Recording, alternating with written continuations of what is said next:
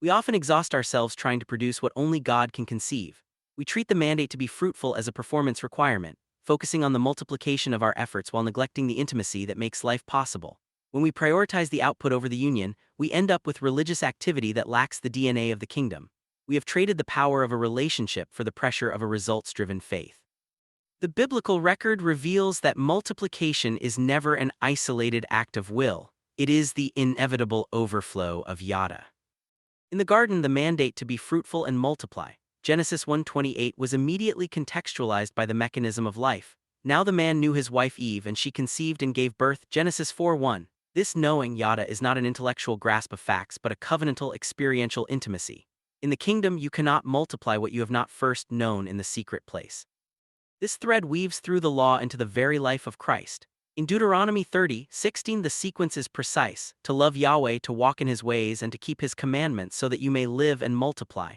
Jesus perfects this in John 15, moving from the legal to the organic. He who abides in me and I in him, he bears much fruit, for apart from me you can do nothing.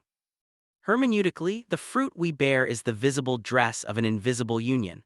Faith is the external movement we see, but it is entirely powered by the internal hope that grows from consistent intimacy with the Father's love. If love is the root and abiding is the vine, then obedience is simply the birth of Christ's character within us.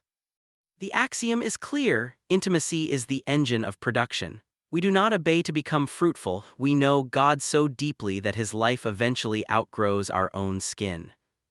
To return to this design, our primary labor must shift from the field to the vine. Since the greatest of these is love, 1 Corinthians 13:13, our primary directive is to pursue love, 1 Corinthians 14:1.